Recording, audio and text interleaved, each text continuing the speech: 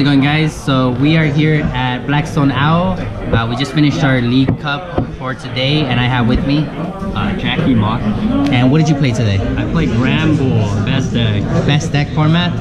I don't. It loses to like stall decks, but it's pretty good. Okay. And what place did you get today? I got first. Awesome. Nice. All right. So we're gonna get into the deck profile and see the exact 60 you were playing today. Okay. Alright, so before I start, I just want to say there's nothing special about my list. I just basically copied Tort's list, but I changed like one card. Yeah, 4 Snubbles. You want to start it. 4 Grandbull is the deck.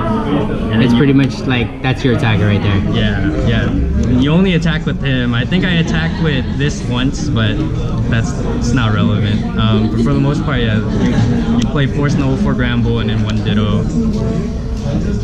You play 2 Magcargos and you play 2 Slugmas. If I could, I would play the 80 HP one. At first I thought it didn't matter, but it really does. When you play against something like Zoroark, Decidueye, Ninetales, they can go 20 and then 20 twice on this with Decidueye, and then Alolan and Vulpix can snipe the 30, or they'll just do 20 and then they'll Ice Blade it for knockouts. So it's really relevant that this should be 80 HP. Yep.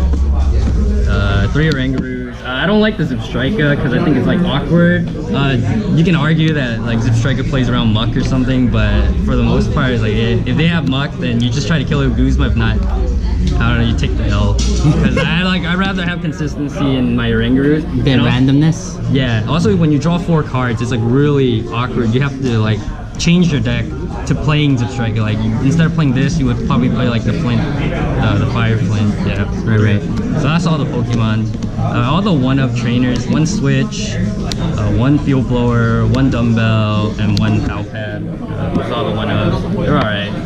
How many times did you use the dumbbell? The dumbbell wasn't relevant at all today because I didn't play like a mirror.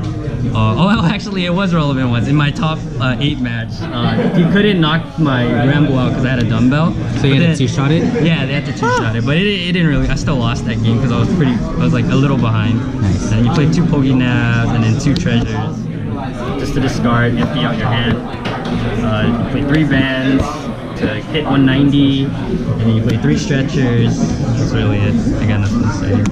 And for the consistency about the deck, you play 4 Ultra Balls, 4 Great Balls, 4 Nest Balls. You always want to see these, well not always, but most of the time you want to see these early game, and Ultra Balls late game if you have like a Orangaroo to empty your hand, Great Ball to dig for certain cards, and Nest Ball to set up. Nice. Yeah, for supporters, like this is the only difference between me and Tort's list. Tort played 2 of this card, but in testing I felt like I never really play this card that often unless it's like against Lost March or any deck that basically only kills the what's in front of it, not what's in the back. Most of the time people try to kill your Magcargo, so instead of playing the second one, I decided to play the Take Niza. It was really good. Like anytime people try to like stuck my active like an Orangaroo or Magcargo, I just search this and then I'll switch. And you get out of it. Yeah, I never used the draw 5 effect, but I did a lot when I play online, but for the most part I just used the switch effect today. Nice. Yeah. And then 2 Guzmas because you want to kill stuff and you want to get your Grandbulls into the active instead of in the bench. Right. And then 4 Apricot Maker, best supporter in the deck.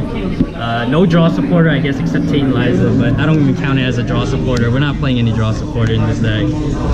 Most consistent. You always want to open it. Your Orangaroo is your draw support. Yeah, exactly. Nice. 3 Shrines just to hit numbers.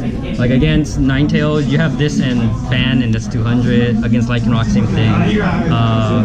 You can like just sit on this, and certain decks can't deal with it. Like Blacephalon, sometimes I'll just play it if they don't have an Ultra Space to get rid of it. It just takes 2 ticks, and I don't even need a choice span to kill the Blacephalon. Nice. And then 7 basic energy. Some people play 6, but sometimes I feel like I want the 7 just because you don't want to ever search it. You just want to hard draw it. And sometimes when I play 6, I couldn't draw it, so I'd rather play 7. Cool. Nice. Alright, so that's the 60 card list right there. Alright guys, so that was the list right there. What are some of your hardest matchups today? My toughest matchup today, because I didn't play against any stall decks, I would say those are, but I didn't play against any. The hardest was probably Zoroark, Decidueye, Ninetales. It's just, they're so tanky and they have a bunch of healing cards, so sometimes it can get annoying. But if they start like Lele's, or if they bench Lele or anything like that, it gets a little easier. It just depends on like what they have on the board and how well I set up. But for the most part, I think that was like my hardest matchup. And yeah, that's the hardest deck I played today. All right. What's one of the MVP moves that you did today? Like best play of the day? Best play of the day. I can't remember, but I guess the best play for, because it's like all the plays are kind of, you do it over and over again. Like you always put empty your hand. Yeah, I can't think. Most of the plays were like pretty basic. I guess the most best play was I didn't have an Magcargo setup. Right. And I had to Orangaroo into either an Ultra Ball or a way to discard my hand. And off the top it was Ultra Ball. I was like, oh, broken. And then I was able to lock out the Blacephalon for like basically game. Nice. But outside of that, most of the plays were pretty straightforward. Or like not. Yeah, too. Cool. Most of the plays were like the same or straightforward. Alright. Any changes you would make to the deck, or do you think this 60 is like where it needs to be? I think for best of one, like a League Cup setting, I think it's fine. Maybe if you play in like a regionals with this, you might want to play the Zip Striker line because you might play against more low and mucks. You don't want to just take an auto L, but then it's like the Zip Striker doesn't help too much, but it might get you there. Right. Outside of that, like I would probably cut the 7th energy and one Orangaroo for the 1/1 Blitzy and Zip Striker. I can't think of much. The deck ran really well today. I think only bricked one time, and that was in the second game of the finals, but then I was still able to come back and win because I was able to instruct into certain cards. So for the most part, the deck ran really well today. So nice. No changes. Okay. We do have Anaheim coming up in about like 2 weeks. Any thoughts for expanded? Top 3, maybe top 2 decks. Top 3 decks.